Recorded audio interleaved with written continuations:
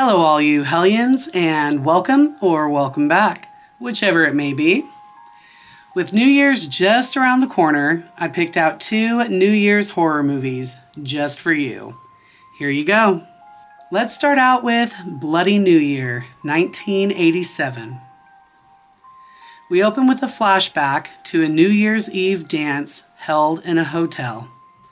It's 1959 and the place is roaring. Up on stage, the Flying Cadillacs are rocking out while the partiers start a conga line. At the end of the night, something weird happens. Now, present day, we're in the 1980s, and everyone's at the fun fair. A young woman is being harassed, and our heroes step in to help.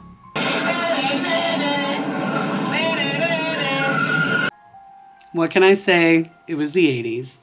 They are chased through the fun fair, where they have a haunted house and even a fortune teller. I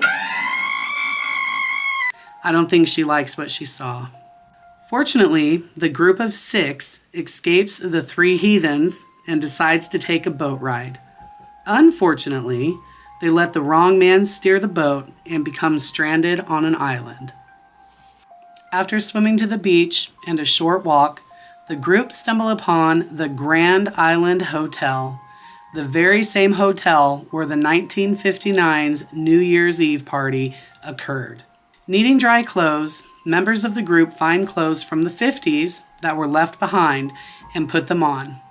I like that this immersed them all a little more into the past. The interior of the hotel does not look like it has been deserted for nearly 30 years, but it has no power.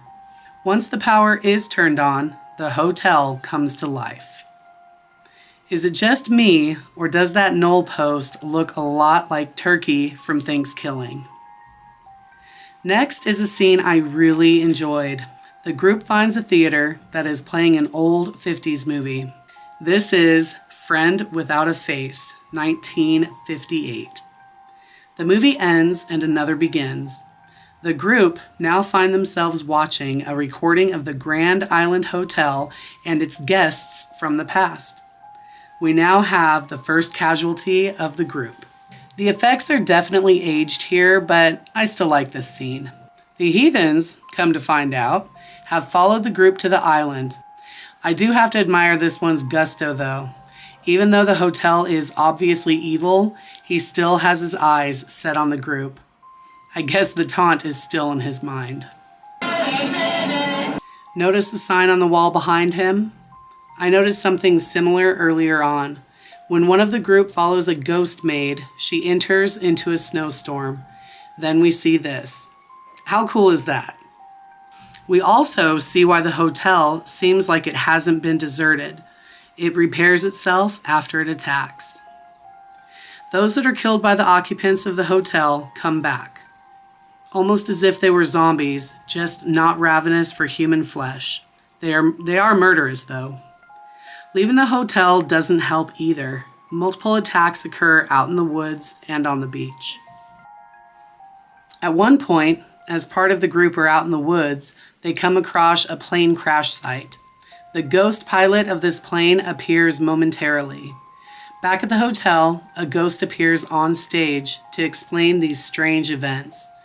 Back in 1959, on New Year's Eve, an experiment was being conducted, using a plane that for a second would become completely invisible while in flight. It would change the structure of time and matter, shatter time itself. However, the plane crashed on the island, causing all the occupants of the hotel in 1959 to be trapped in that timeline in an angry half-world forever. Apparently, all who die on this island are they themselves trapped in this timeline. The only real complaint I have about this movie is other than the banners at the beginning, you don't really get a New Year's feel.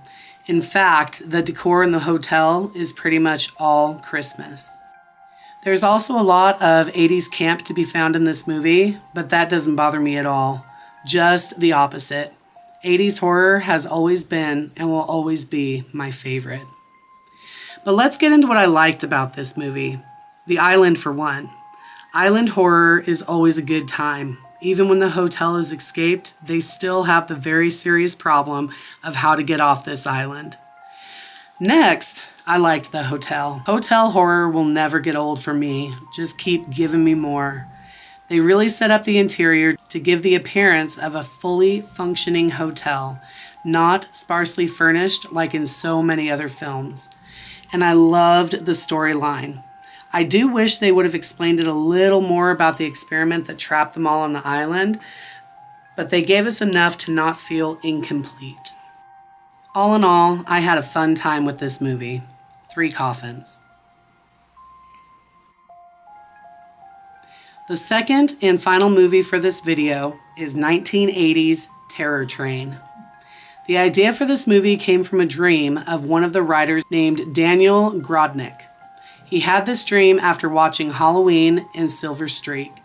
He woke up and asked his wife what she thought about a movie depicting Halloween on a train. She said that's a terrible idea. He wrote "Terrible Train" on a piece of paper and went back to sleep. The next morning, he changed the title to Terror Train, wrote 22 pages, then got a deal to make it. The film opens with a fraternity party and their pledges. With the help of several partygoers, a horrific prank using a cadaver is played on the pledge Kenny. Kenny has a mental breakdown and is admitted to a psychiatric hospital, where later they found out he had completely lost his mind and killed somebody. Now, sometime later, this group of pranksters, in celebration of their med school graduation, are about to board the steam train excursions for a New Year's Eve costume party.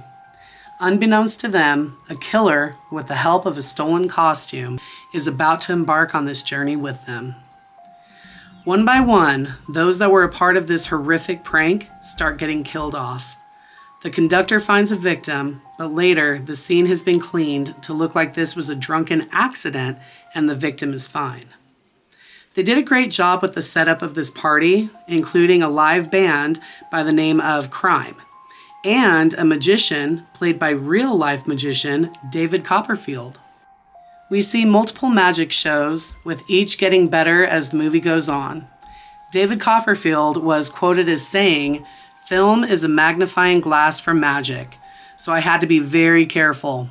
What you see on screen is exactly what the extras saw during shooting." Copperfield swore to never act in another movie because he had such a hard time remembering his lines, and he stuck to it, never again appearing as an actor. This was actually the only movie he ever acted in. However, he did appear in other works. He just played himself, so no acting was involved. The train itself swayed in such a convincing way that I thought it was really rolling down the tracks. Turns out, it was rocked back and forth using a rig. Well done, guys, had me believing. Jamie Lee Curtis is the star in this film. In fact, she appeared in Halloween, The Fog, Prom Night, and Terror Train, all in less than 2 years. She sure kept busy, and each of these horror movies were great. During this scene, the door was supposed to be replaced with a collapsible one. This was overlooked. The stuntman was injured when a metal spoke punctured his face. Curtis was extremely upset and didn't return to set for 2 days. The killer, Kenny, is played by Derek McKinnon, who unintentionally got this part. He brought his good friend in for the audition, but they didn't want him. They actually asked if McKinnon would like to audition instead. McKinnon was part of a drag show. The casting director watched the show, liked it, and McKinnon was offered the part. Thinking it was just going to be a bit part, he was surprised to learn he would be the lead. McKinnon has said his favorite scene was when he killed Hart Bochner's character because Bochner irritated him on set. McKinnon was neighbor and acquaintance with killer Luca Magnotta. Magnotta murdered a Chinese college student, dismembered the student, then mailed the body parts to local schools. McKinnon said he may have been inspired by his Terror Train character. I very much enjoyed the atmosphere of this movie. All the actors I felt did a great job, and I thought the storyline was creative. The only complaints I have were that some parts seemed to drag on a bit, and it felt more like a Halloween movie as opposed to New Year's. Even so, I completely disagree with Roger Ebert, who put this movie on his most hated list. As for me, I'll be giving Terror Train 3 coffins. As always, thank you all so much for watching. If you enjoy this content, hit that subscribe button, and I'll see you next time.